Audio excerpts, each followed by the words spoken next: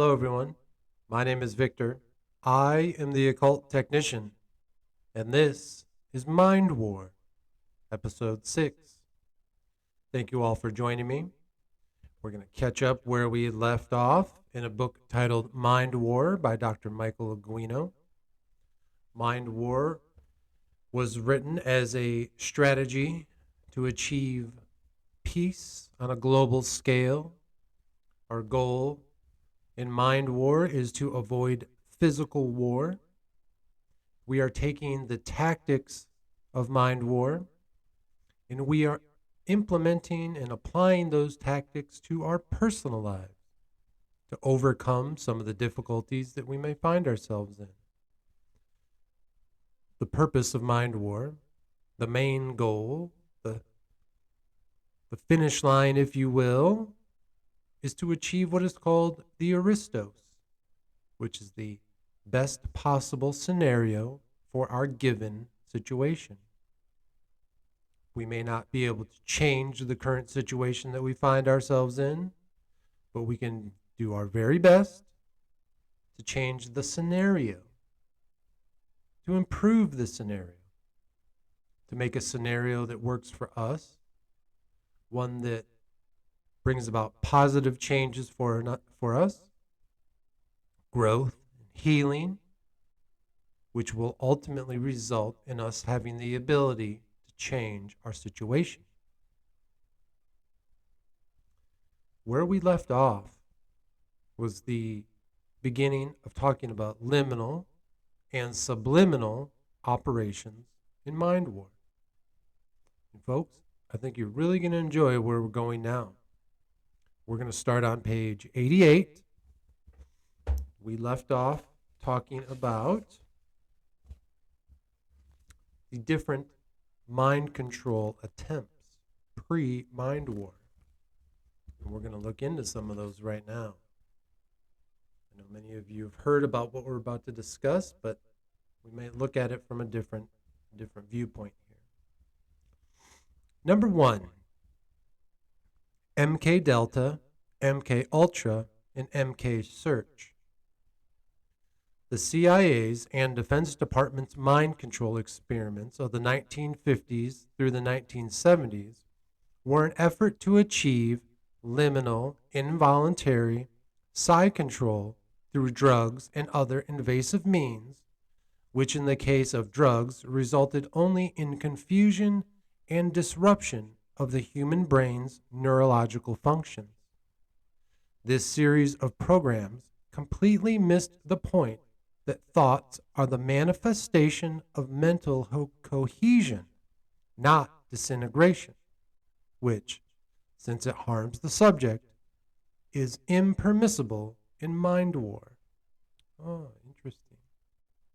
So again, one of the most important parts of manifesting things in our lives is mental cohesion, not disintegration through the use of dangerous drugs, alcohol, things like that, right?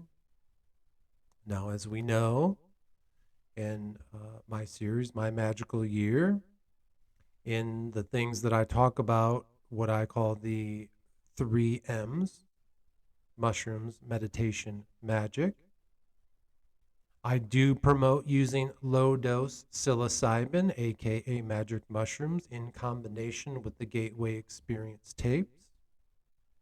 This low dosage of psilocybin is not something that disintegrates our mind.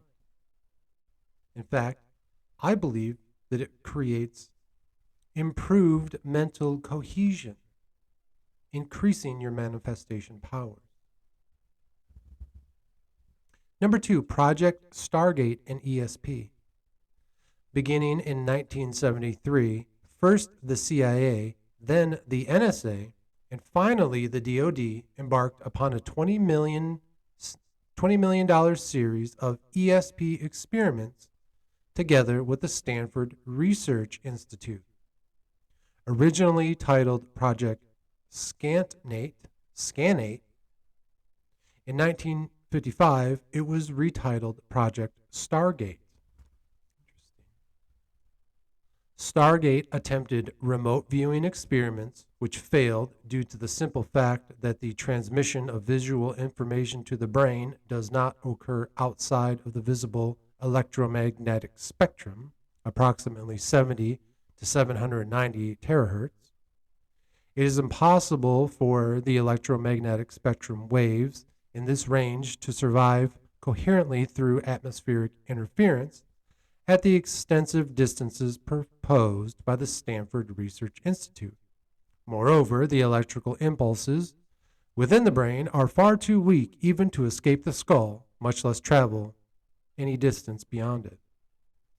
Well, folks, that's where I kind of disagree with the author. And now I'm not sure if the author has ever participated in the use of the Gateway Experience tapes in combination with low-dose psilocybin.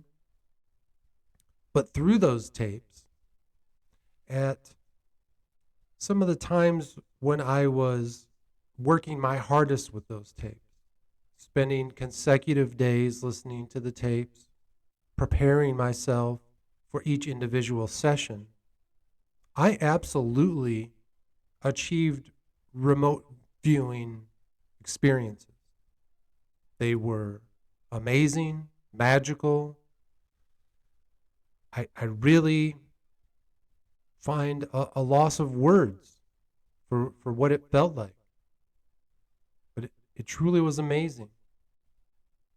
I guess overall, I would describe them as loving and warm and exciting experiences. But I do believe that through the combination of the Gateway Experience tapes with low-dose psilocybin and continued effort and the ability to have a peaceful place to work in, which I did at the time. I wasn't going to a physical job at the time. I was able to work from home.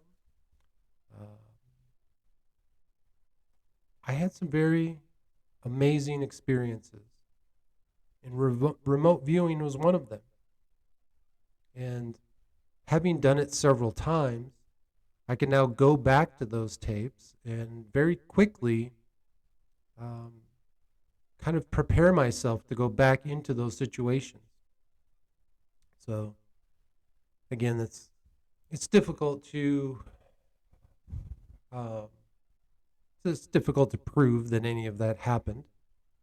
And ultimately, because it happens in the mind, maybe it's all just imagination. But sometimes imagination is what leads us to manifestation. Because without imagination, would we truly manifest anything? Meanwhile, unconnected to the Stanford Research Institute or the government, the Transformation Project in San Francisco was collecting vast amounts of records and published results of various government and university experiments in the field of ESP from both the Western and Eastern blocs, as well as non-aligned countries. The range and scope of these files far exceeded anything the CIA, DIA libraries on this topic. One of the most rigorous and conclusive analyses was conducted in 1977 by E. Balanovsky and J. G. Taylor of the Department of Mathematics, King's College, London. The TP files contained detailed reports of their findings, including an extensive article in Nature magazine number 276, November 2nd, 1978. After having reviewed previous experiments attempting to test ESP for electromagnetic emissions, B&T declared their dissatisfaction because the imprecise test conditions, exclusion of parts of the electromagnetic spectrum, and inadequate write-ups of the results. They determined to cover the entire electromagnetic spectrum and to do so under the most rigorous test conditions possible. The battery of sensors they assembled, including skin electrodes, electrometers, magnetometers, loop antenna, crystal detectors, horn antenna, thermocouples, electric thermometers, infrared detectors, and ultraviolet detectors. Many of these sensors overlapped one another's frequency range, and altogether they covered the entire electromagnetic spectrum from 0 to 3 times 10 to the 5th gigahertz. Before the first experiment could be conducted, extensive test running of all these sensors had occurred in order to record and filter out the irrelevant electromagnetic noise in the test areas, including passing cars and TV radio station broadcasts. Readings were recorded on strip chart records or recorders, videotape recorders, and direct photographs of oscilloscope and frequency analyzer screens. The efficiency of this battery of devices was quickly evident, and the study concluded. We have tried to detect electromagnetic signals emitted by people, and in particular, the Fourier spectrum of such signals, to test the reality of ESP phenomenon, extrasensory perception phenomenon. All experiments failed to yield any unusual electromagnetic radiation. It is possible to conceive transmission of electromagnetic energy from one person to another, or of emission by one person in a manner undetectable by the apparatus we have used. This would have been so if very brief pulses of electromagnetic energy were used in such signaling with times less than the response time of the corresponding apparatus the frequency used. There are no known mechanisms in the body able to produce such signals at the power levels required to produce the effects. We have also found that humans are insensitive to low levels of electromagnetism. A possible mechanism for such signaling is therefore clearly ruled out for telepathy and distance viewing.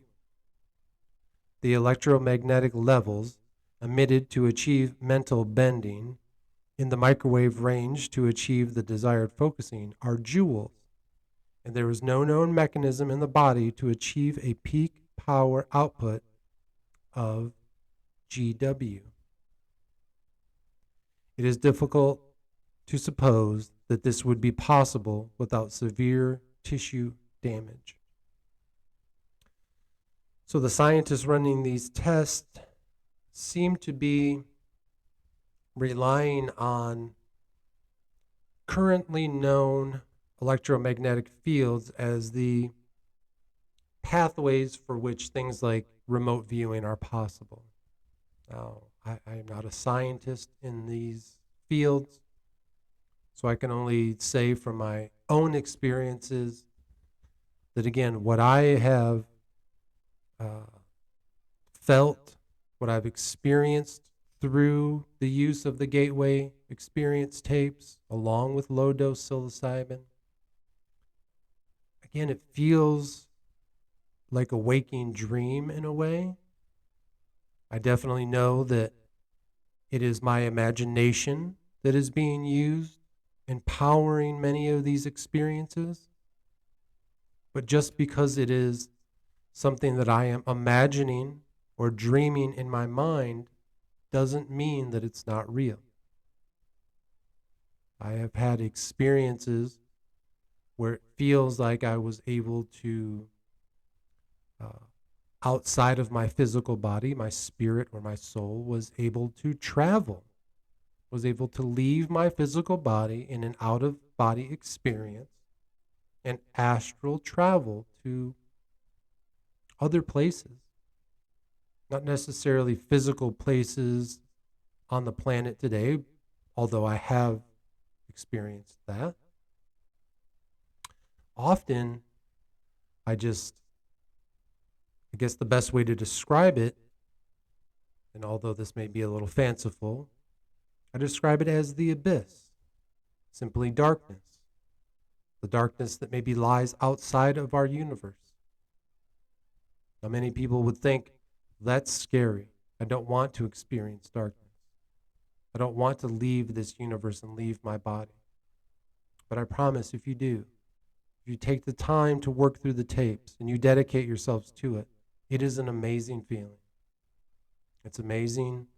It's the feeling of love and warmth and oneness with the universe. We often hear that term. That's what it feels like, folks. To me, to you, it's real. It's only real when you experience it. Again, it may just be in our mind, but again, without the imagination, there is no manifestation. No buildings would have been built without someone imagining them first.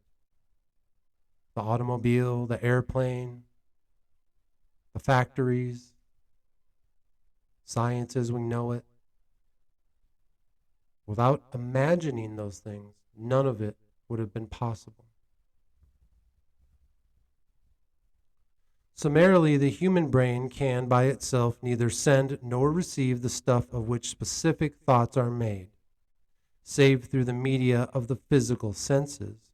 Therefore, ESP does not occur, nor do purely mental efforts to produce physical effects, like psychokinesis. Apparent success in these fields are either coincidental, the results of non-mental physical phenomena, magnetic fields, gravity, etc., or deliberate deception by clever stage magic trickery. Again, I don't necessarily agree with the author on this part. I believe that things like ESP, I believe they're real, and I believe they're simply outside of our current understanding of science. Right? Again, it's 2023. Many people think that there is no new science to discover. And to those people, we just have to laugh and say, that's ridiculous. Science will never stop. We will never stop discovering new things. That's how this works. It's infinite. Science is just as infinite as math is. As soon as you find an answer to your equation, that answer itself turns into a new equation. And it goes infinitely deeper, whether it's infinitely into the micro or infinitely into the macro. We will never be done discovering science. Do not stop experimenting. Do not stop progressing in the field of science. Okay? I appreciate the author and everything he talks about in this book, but again, I do have to disagree. I think we just haven't found the mechanisms to properly measure what is happening when we do things like remote viewing. But someday soon, we will. Number 3, Project Jedi. Following a 1980 an article of psychotronic warfare appearing in Military Review, the journal of the prestigious Command and General Staff College, the Army in 1984 launched a 5-month experiment called Project Jedi, named after the Star Wars movie knights who were able to perform exotic mental magical feats. Project Jedi sought to use neuro-linguistic programming as a new way of teaching recruits to fire weapons. This was done through psychological analysis of the thought patterns of expert shooters as they fired. 23 soldiers were then trained to fire, some according to the neuro-linguistic programming, guided imagery, and others per conventional instruction. Training time was reduced almost by half for the neuro-linguistic programming group, to the extent that it decreases reaction time to unexpected situations or confrontations. Neuro-linguistic programming, whether by that or any other name, would be valuable for special forces personnel entering an unknown environment as in Mind War phases 0 and 1.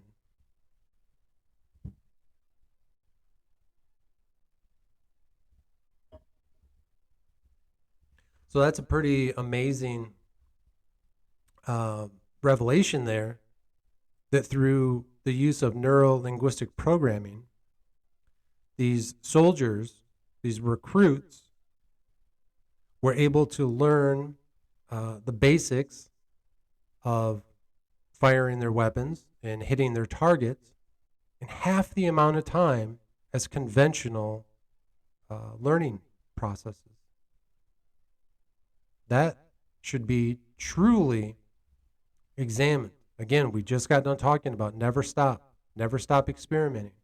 For those of you out there listening, maybe neuro-linguistic programming should be an offshoot of study for you. Maybe it should be one of your focuses as you're moving forward with the tactics that we find here in Mind War. This is one that has already been proven to work. How much further can we take this? If they can cut teaching times in half back in the 1980s, I mean, what can that do for us into the future? Can neuro-linguistic programming shrink teaching times to just minuscule amounts? Some type of download, if you will, of information into our mind in a way that doesn't have to connect our brains to computers through the Neuralink brain chip. Anyways. In 1985, 40 Army soldiers undergoing Russian language training were divided in two groups, one which was trained according to a technique called suggestopedia, developed in the 1970s by the Bulgarian psychotherapist Georgy Lozanov, and involved Tai Chi-like calisthenics, followed by mental relaxation and breathing exercises, followed by guided imagery to reduce students' natural resistance to learning. While not unreasonable for normal teaching environments, it would have no application to Mind War. Again, I appreciate the author, but he could not be more wrong. All of these tools should be part of Mind War. When you're going in to a Mind War situation, the people that you're reacting with, right? You should be teaching them these techniques. Techniques that are like Tai Chi, right? Things like yoga, stretching, right? Tai Chi-like calisthenics, followed by mental relaxation, okay, and breathing exercises. These are all things that are taught in the Gateway Experience tapes, followed by guided imagery that is used to reduce students' natural resistance to learning. So again, that guided imagery for them is teaching them a specific subject.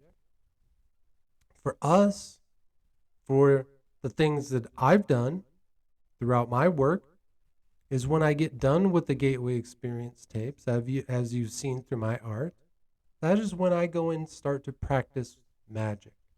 Ceremonial or ritual magic. You'll see me with the tarot cards. You see me with the black mirror or the obsidian ball, right? I am going in and I am again using my imagination to view images in my mind. I see them in the obsidian ball. I see them in the black mirror. This type of imagery creation is also called manifestation, right? If you don't imagine it, you can't manifest it, right? or worse, our subconscious is imagining these things and manifesting them in our lives. And so what happens there?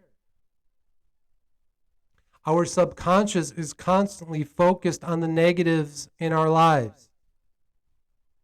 Our subconscious is part of that instinctual system that is built into us from millions of years of evolution. Our subconscious is what makes us stressed out in what should be non-stressful situations, because we're thinking back to ancient fight or flight scenarios, right? It's our subconscious doing those things. So when we use these tools of mental relaxation and breathing exercises, when we imagine the things that we want that are real, not these fake subconscious instincts that are no longer necessary at the moment. They may be in the future. If they are, hey, they're there. They're in our DNA. They're not going anywhere. But today, in the world that we live in, where we're not running away from wild animals, right? We're not afraid of everything in every corner, even though some of us are living in dangerous areas, right? We don't have to rely on that subconscious instinct that often leads us in the wrong direction. Right? H, subliminal involuntary side control. So now we're going from liminal, which is kind of more agreed upon, it's more open, and now we're moving into the subliminal. Subliminal is very important in your own life. What we're going to learn here is that you can use subliminal images and messages in your own life to propagandize your own self into new thought patterns. Okay, let me repeat that. You can use subliminal imagery on yourself in your own life to create new thought patterns, healthy, happier thought patterns. You see it all around me, folks. You see it in front of me, and you see it behind me. These images, this symbolism, are images that I created in order for me to subliminally propagandize myself as I go throughout my day. I see them hanging on my wall. I wear them on my chest proudly, on my hoodies, sweatshirts, long sleeve shirts, t-shirts, hats, beanies, and stickers that you can find on my Etsy shop, Victory Work LLC. The link is in my bio. Right? When I see these symbols subliminally throughout the day, I know that consciously and liminally, I put my intention into these symbols, right? These symbols are what I use to help convey the things I'm trying to teach to you here. And they remind me of the hard work that I'm putting in for all of this. I've been working on all of these things for almost 2 years now, right? It's been a lot of hard work. A lot of work that I honestly didn't need to do. I could have easily sat around and played video games and smoked weed all day and accomplished nothing. But instead, I took on this task because I knew it would better myself. And my hope is it will bring healing to you, to your mind, body, and spirit. That is the underlying purpose of all of my art and all of my work. Healing the mind, body, and spirit.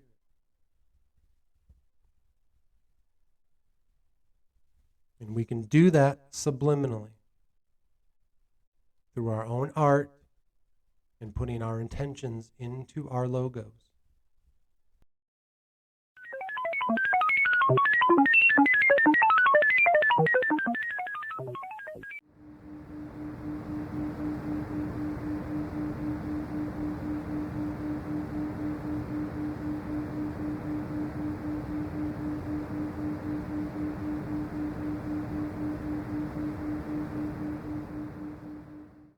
Three,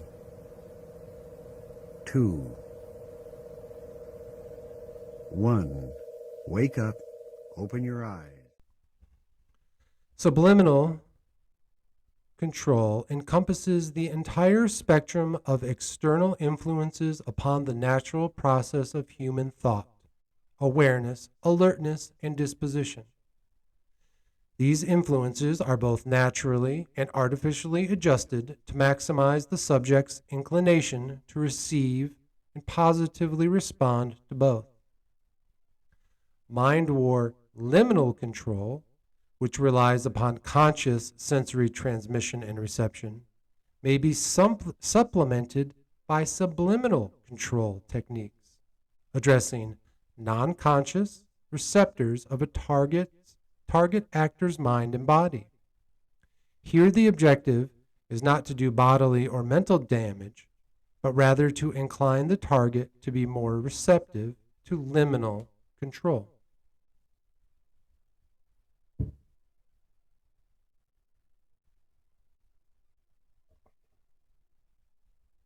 We see subliminal messages throughout the media and advertising, often trying to get us to eat unhealthy foods, drink poisonous alcohol, take poisonous drugs, participate in extreme behaviors that are unhealthy, all for the benefit of those who are selling those things. It can be very difficult to recognize, but that's why we study. That's why we learn about these things. Is so the subliminal becomes the liminal. Number 1, Psychon, Homo electromagneticus.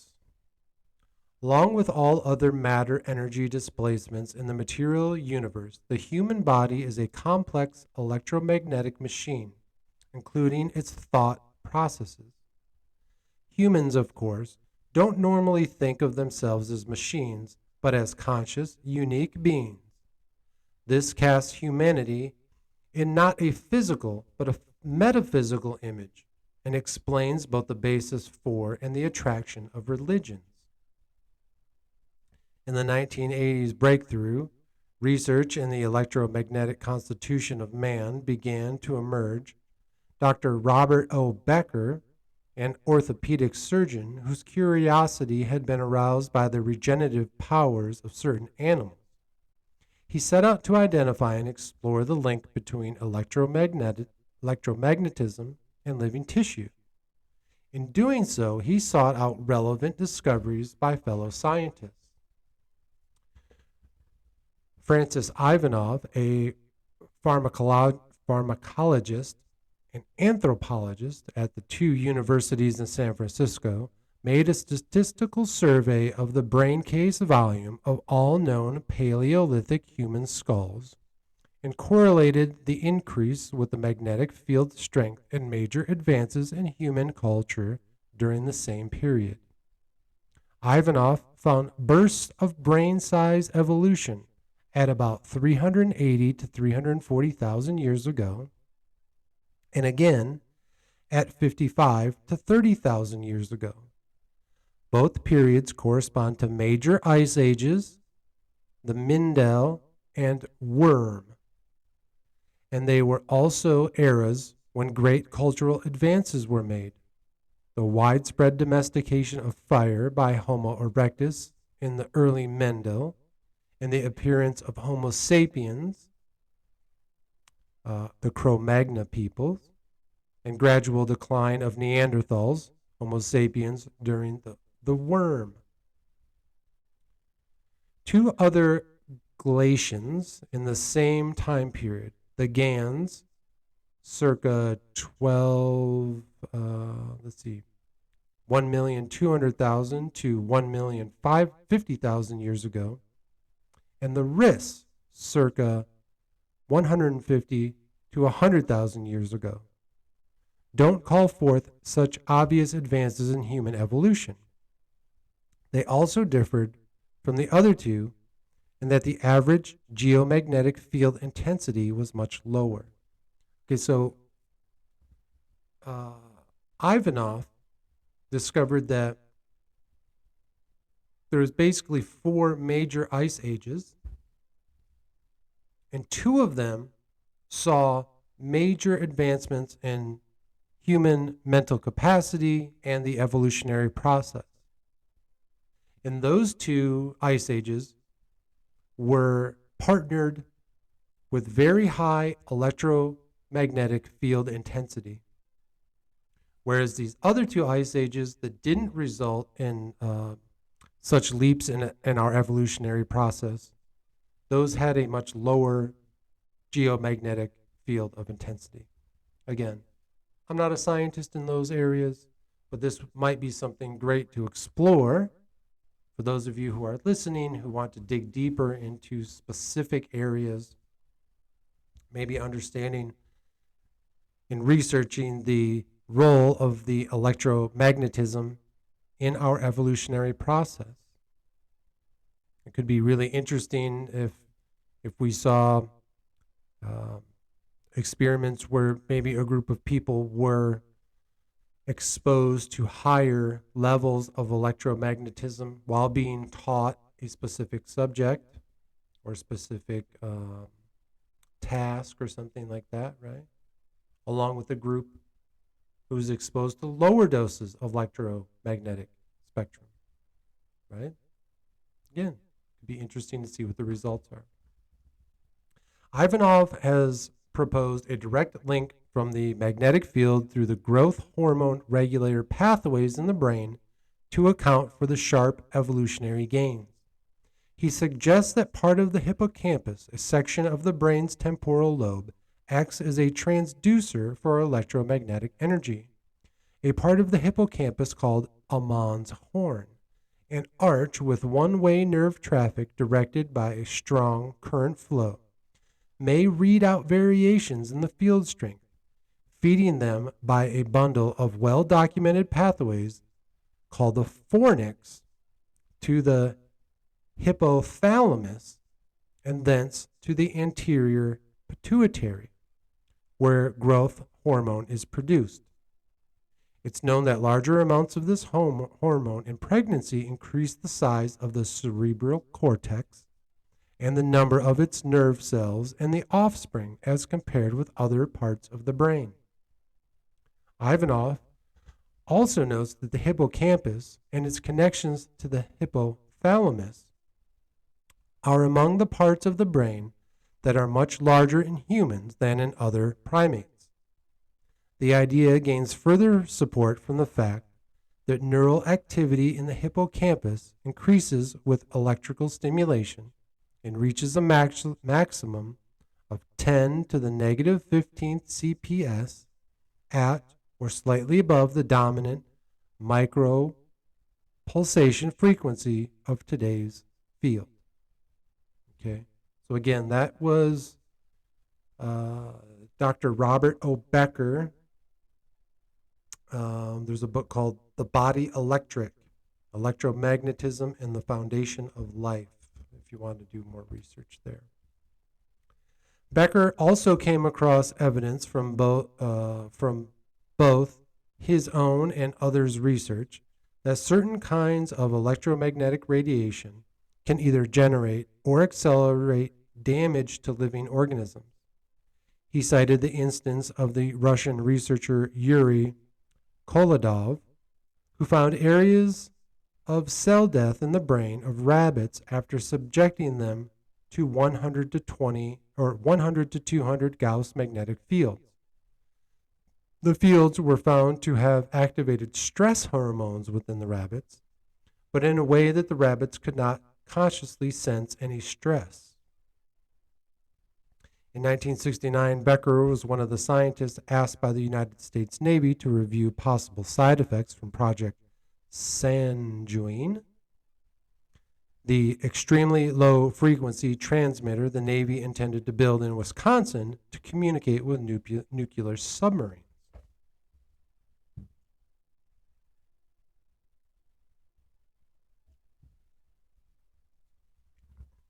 During his evaluations, Dr. Becker observed, the only thing Sanjuin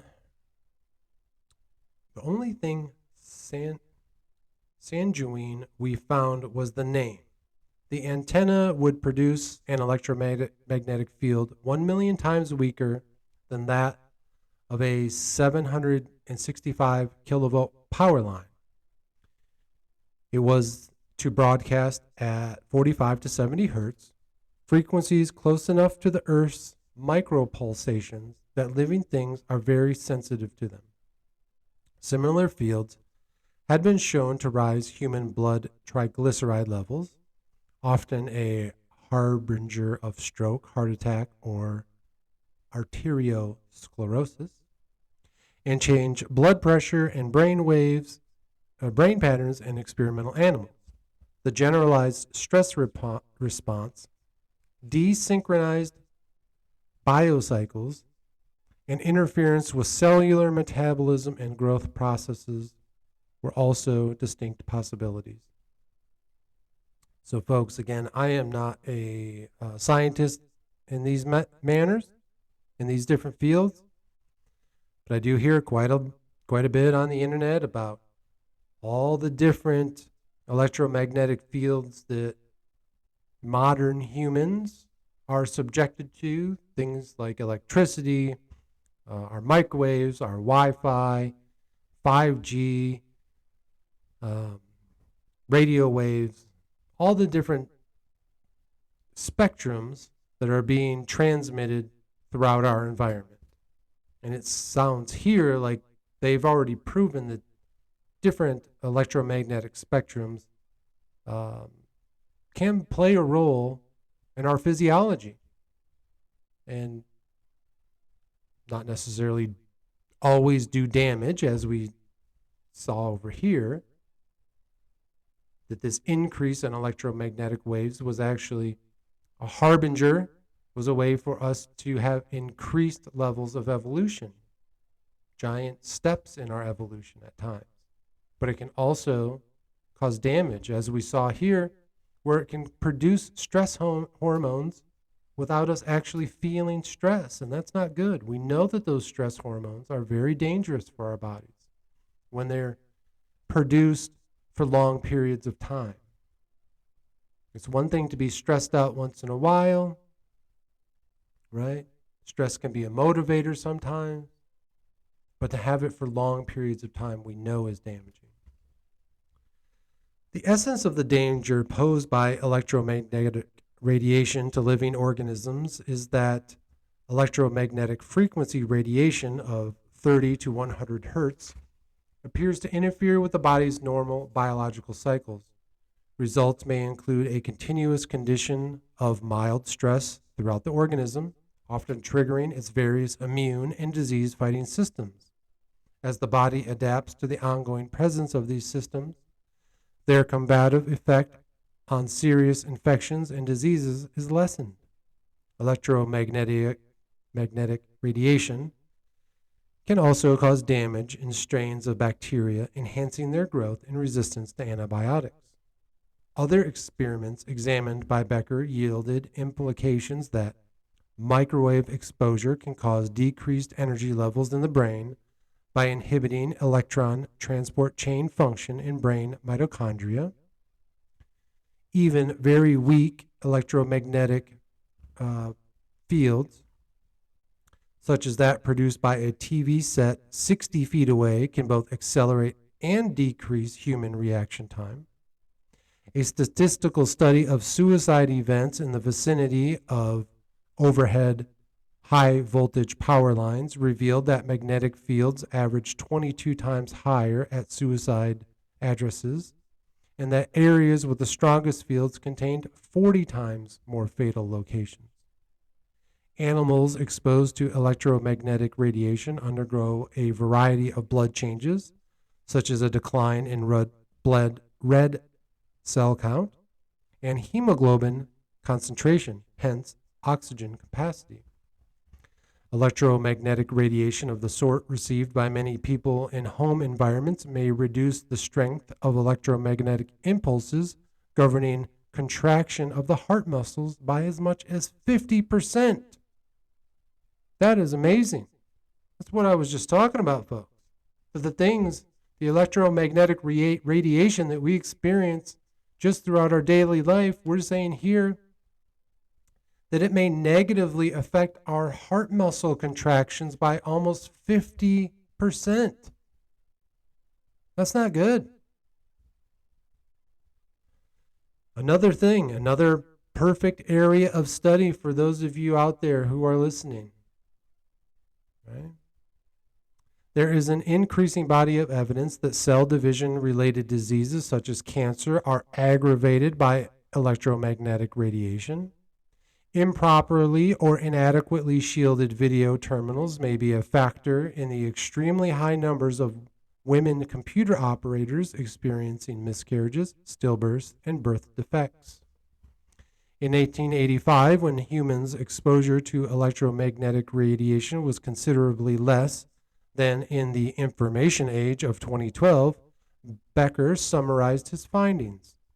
It may be hard to convince ourselves that something we can see, or that we can't see, hear, touch, taste, or smell, can still hurt us so dreadfully. Yet the fact must be faced. Just as we've learned a healthy fear of nuclear radiation, certain scientists, some perhaps acting in a program of deliberate disinformation, keep telling the public that we still don't know whether electropollution is a threat to human health. That's simply not true. There you go, folks.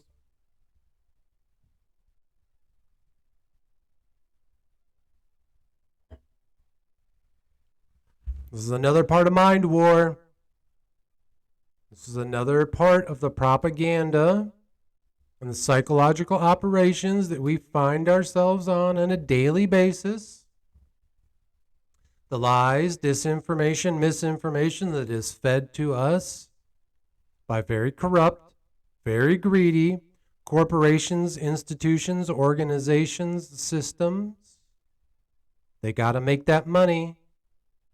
And guess what?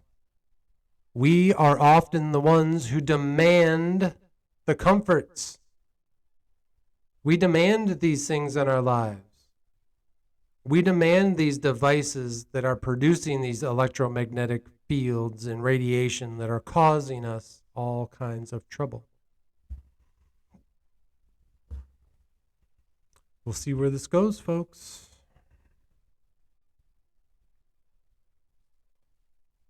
It is clear that if mind war is going to reach into the minds of humans, the United States' own mind warriors and leaders, military, and citizenry of mind war campaign geopolitical areas, electromagnetism is an essential key to unlocking and changing them. But it is a key which must be used with the utmost care and precision, lest it create more danger and damage than it prevents. Number 2, PSICON, brain wave resonance. Electromagnetic radiation in the brain occurs in waves measured according to cycles per second, or hertz. 1 to 3 hertz equals the delta waves, characteristic of deep sleep. 4 to 7 hertz equals the theta waves, characteristic of high emotion, violence, and frustration. And 8 to 12 hertz equals the alpha waves, characteristics of meditation, relaxation, and searching for patterns. 13 to 22 hertz equals the beta waves, characteristic of frontal brain activity, deliberate effort, and logical thought. All right, let's take a moment to go over those again, folks. So we hear these terms quite a bit in all of the different videos and podcasts that we might see that talk about meditation. All of these things are talked about in a very esoteric way, kind of hippy dippy stuff, right? Oh, we got to hit those delta waves, bro. You got to stay out of the theta waves. We're trying to go from the low frequency to the high frequency, okay? Well, what does that mean? Again, the delta waves, 1 to 3 hertz, characteristics of deep sleep. Okay, when we're in our deep sleep, our brain wave resonance, which is measured in waves according to cycles per second, or the hertz, right? The delta waves, 1 to 3 hertz, is deep sleep. And what's interesting is after deep sleep, the next step that we go to, the 4 to 7 hertz, is the theta waves, which is characteristics of high emotion, violence, and frustration. And I'm telling you, folks, it seems like most of us live in those two waves. Either we are deep asleep, or we are living in a reality that is based on high emotion, violence, and frustration. And again, that doesn't mean physical violence. You may be experiencing mental violence throughout the day, okay? Now, the next phase, the 8 to 12 hertz, is the alpha waves, which is characteristics of meditation, relaxation, and searching for patterns. It's interesting that we kind of skip. We go from this deep sleep, and then we move into this high emotion, violence, and frustration, and then the next wave, the next set, goes into meditation, relaxation, and searching for patterns again, right? And then the final, the highest wave, the 13 to 22 hertz, is the beta waves. Characteristics of frontal brain activity, deliberate effort, and logical thought. So this is when we are outside of that 95% of conscious thinking. We are consciously thinking about things like math. We are creating things. We are solving problems, whether it's a scientific problem. Maybe you're trying to design something. When I design the art that you see, those are periods of beta wave thinking, when you have to do the math to create this type of art, although very simple math, don't get me wrong, right? But some of the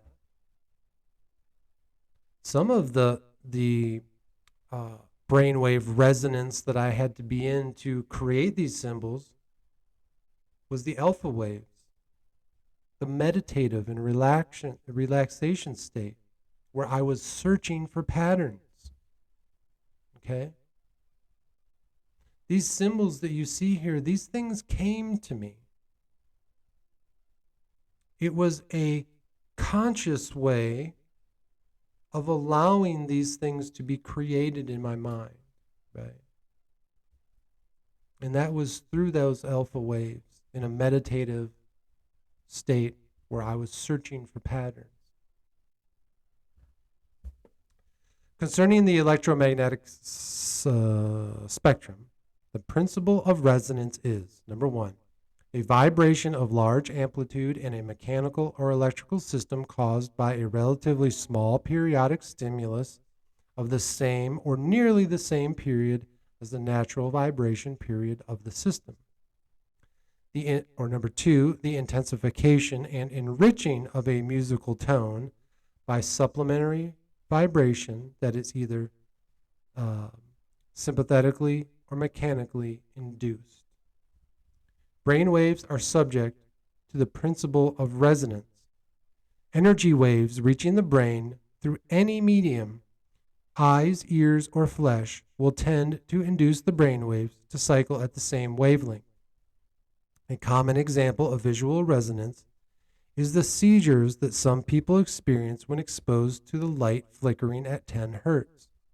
The audio spectrum, being the range of sound vibrations which human hearing can consciously detect, is from 15 hertz bass to 20,000 hertz treble.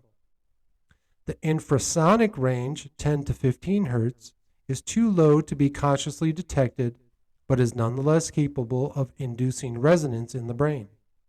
Below, infrared sound, and sometimes encompassing it, are extremely low frequency or ELF waves, which are powerful and durable enough to travel through the earth for communication with submerged submarines.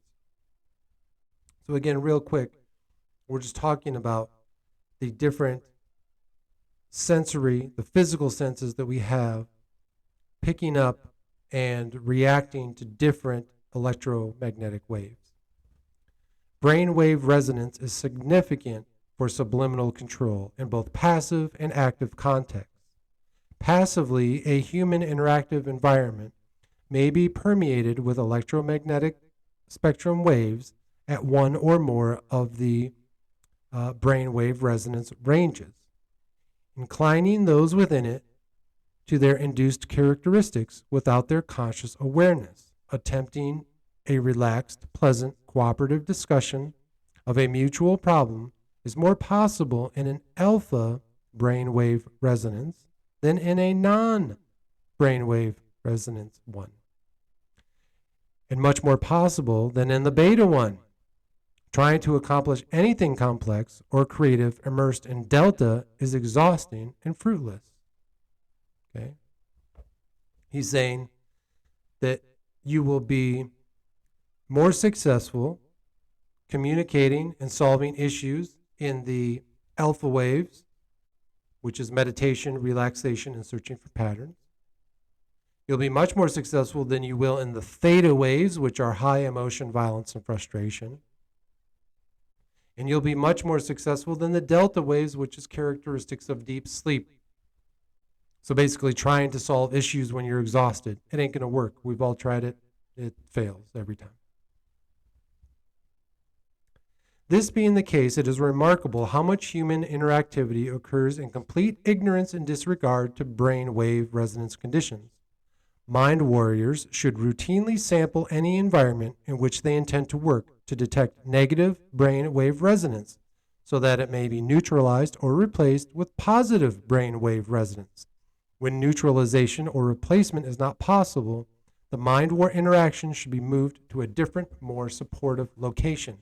So again, you first, and now we're getting into a little more scientific, the area, the building that you're going to be working in, you might want to try to get an understanding of the electromagnetic radiation that you're being subjected to. These different waveforms, right? These may be messing with your brain wave resonance. Here's an example, folks. Just like we talked about over here, that the audio spectrum, right? The different audio waves that we hear, that's how the gateway experience tapes work. It's all audio. You put your over-the-ear headphones on. I prefer Beats. You put your eye covers on, so you're not going to see anything. You lay in bed as comfortable as you can, so you're not going to feel anything. And it's the audio that does the work.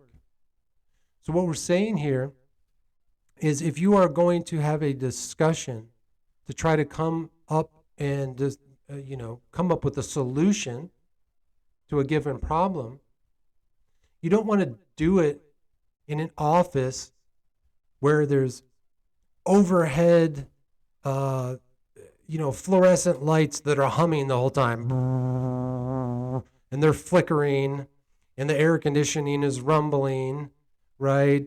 And there's a generator outside rumbling and creating all this vibration that's coming in. All of these things are going to simply create a brainwave resonance that might put you into the delta, that might exhaust you, put you into the theta. They're going to put you into high emotion, violence, and frustration. You know what it feels like when you're sitting in one of those rooms. You can literally be sitting in a room where you hear all this vibration and have this flickering lights and all this stuff, and you are exhausted at the end of the day, and you honestly didn't do anything. That's why people like myself, who spent decades working in these office buildings in cubicles, by the end of the day, we physically didn't do anything, but at the end of the day, we are exhausted. And a lot of it, I think, has to do with this. So we want to set up an environment where the different, where the different hertz, right? Any of the different vibrations and things that are coming into that room, we want to make sure that they are going to create a positive brainwave resonance.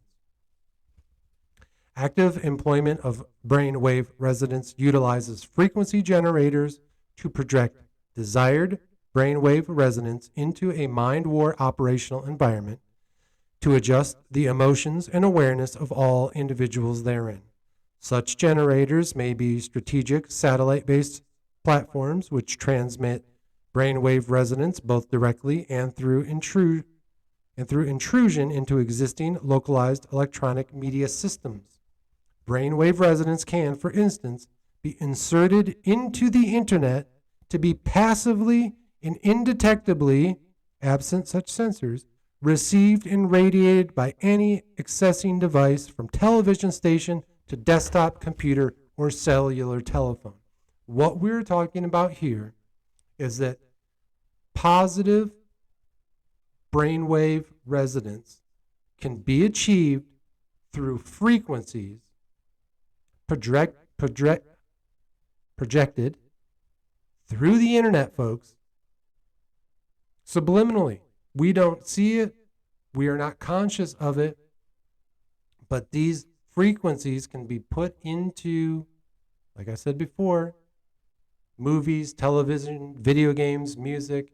It can be added in there, and they can help create the brain waves that are going to allow us to get into a more meditative, thoughtful, peaceful situation.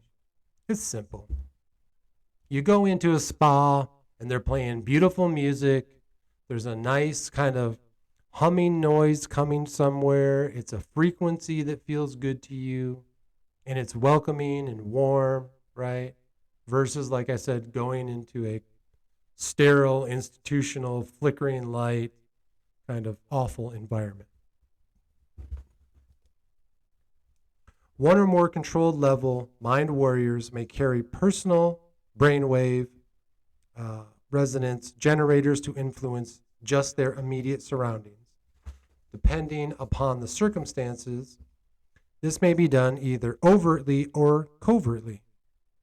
Brainwave resonance, subliminal control, should not be regarded as merely something to use against someone else. Rather, it is useful to remove antagonistic or disruptive emotions and replace them with receptive and cooperative ones. Here again, it is important to remember that mind war always redefines the enemy as the problem situation, affecting all the human participants, not any segment of the participants themselves. Accordingly, what brainwave resonance subliminal control seeks to do is to place everyone, including the mind warriors themselves, in the same positive brainwave resonance range.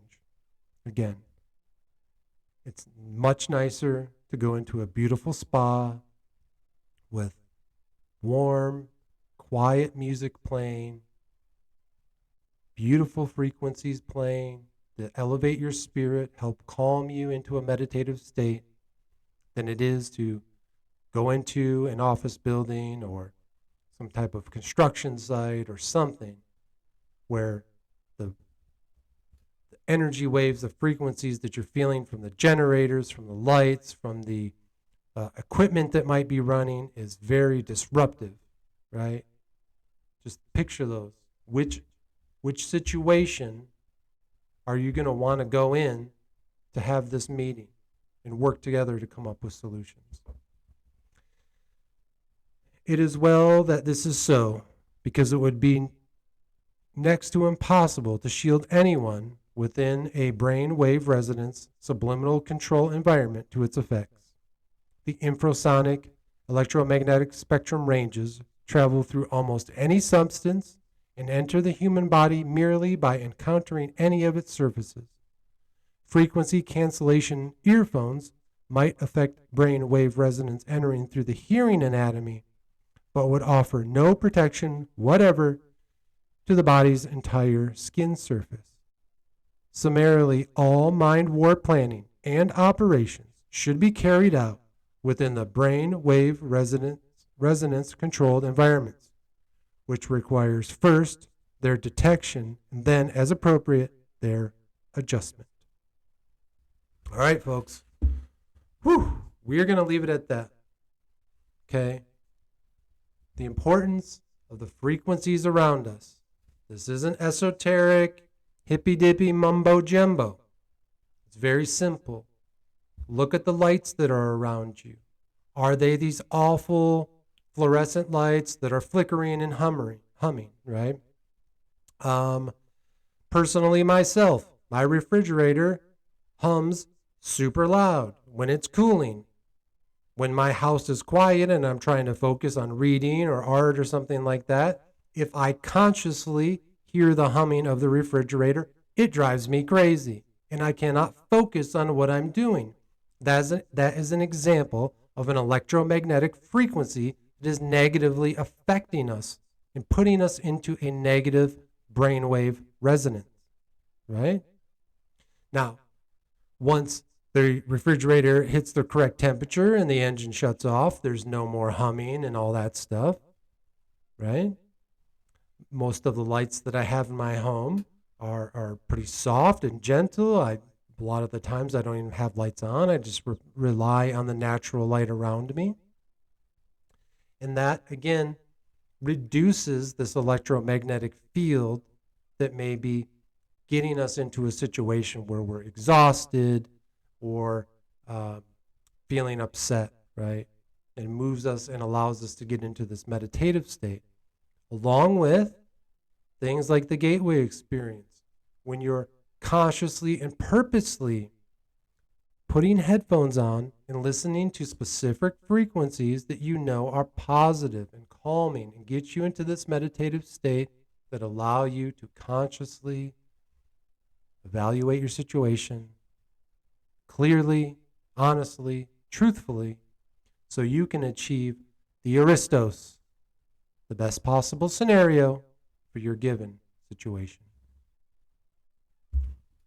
Thank you for joining me, folks, for episode 6 of Mind War. Don't forget to take a look at my Etsy shop where you can find amazing hoodies, sweatshirts, long sleeve shirts, t-shirts, hats, beanies, and stickers with all the beautiful symbols that I've created. Remember, like we talked about here today, the symbols that I made, when you see them, the goal is to subliminally enter into your mind the reminder of our goals, healing our mind, body, and spirit. Thank you so much for joining me. I truly appreciate it. Your friend Victor, the Occult Technician.